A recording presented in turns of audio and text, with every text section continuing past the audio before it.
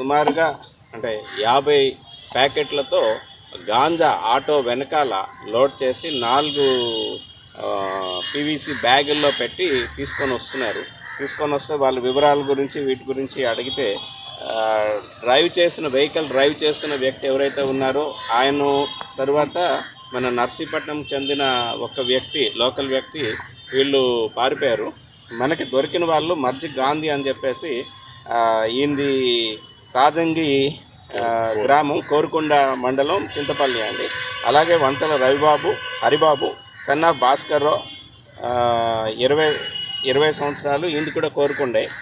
అలాగే మన లోకల్కి నర్సీపట్నం లోకల్లో ఉంటున్న ఒక rowdy sheeter Gudala Parthakeerthi alias Pardhu, 27 years, SC colony Narsipatnam.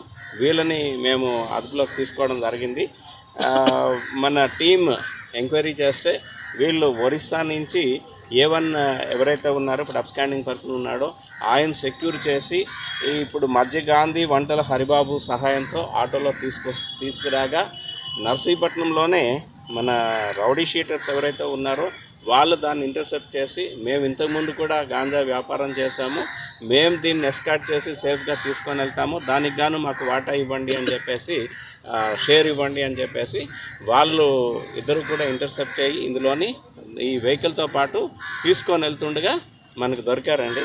దొరికేటప్పుడు ఈ ముగ్గురిని మేము అరెస్ట్ చేయడం జరిగింది. మధ్య గాంధీ, వంటల హరిబాబు, గుడాల పార్థకీర్తి.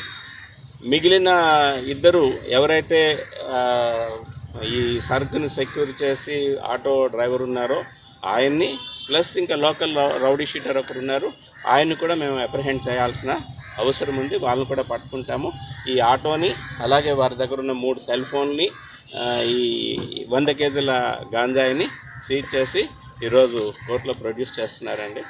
ఈ ఇష్యూలో ఎవరైతే వర్క్ చేశారో ఆఫీసర్స్ అందరికీ కూడా మన అనకాపల్లి జిల్లా ఎస్పీ గారు తుహిన్ సిన్హా IPS గారు అప్రిషియేట్ చేశారు. వాళ్ళకి రివార్డ్ రోల్స్ కూడా పెట్టమని చెప్పారు.